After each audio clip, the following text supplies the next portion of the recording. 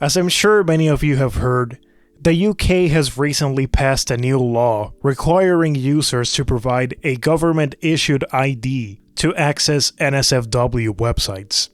There's a lot I could say about this, but to keep the video focused, I'm mainly going to address the natural rights issues this law raises. For context, I am a libertarian.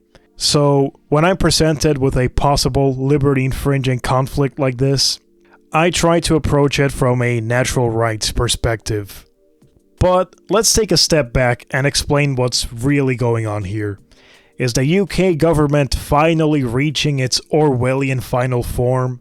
Or is this just a nothing burger being blown out of proportion by coomers upset that they can't access their sissy hypnosis brain rot anymore? Well, let's find out. So, first things first, who owns the internet? That's a pretty complicated question to answer. When people say the internet, they usually mean several overlapping but separate things. The internet, in a technical sense, is a vast network of interconnected devices, servers, and routers using TCP/IP to communicate. And although the two things are often confused, the internet is separate from the web.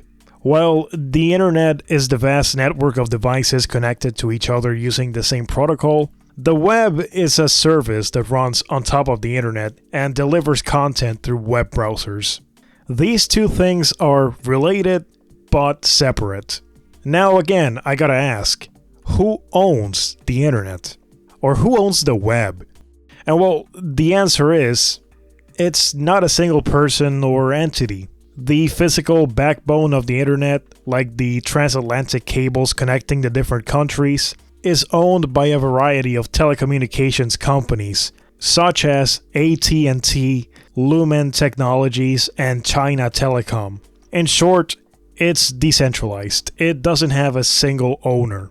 But one thing is for sure, the owner of the internet sure as hell isn't the UK government. And because the UK government doesn't own the internet, the web, or the servers and websites that exist on the internet, they have no legitimate authority to impose restrictions on them, at least not without violating natural rights. Websites may be operating in the digital space, but they still have a clear and obvious owner.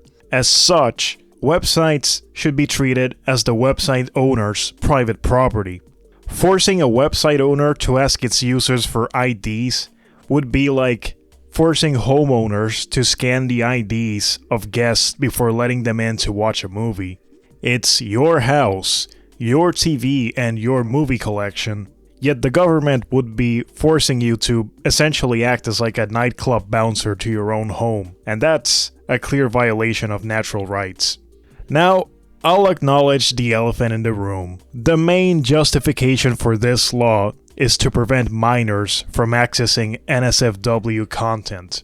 I'm not going to deny that that's a real issue, but the way governments and advocacy groups are going about solving it is a liberty-infringing solution to the problem, and one that arguably isn't even going to work.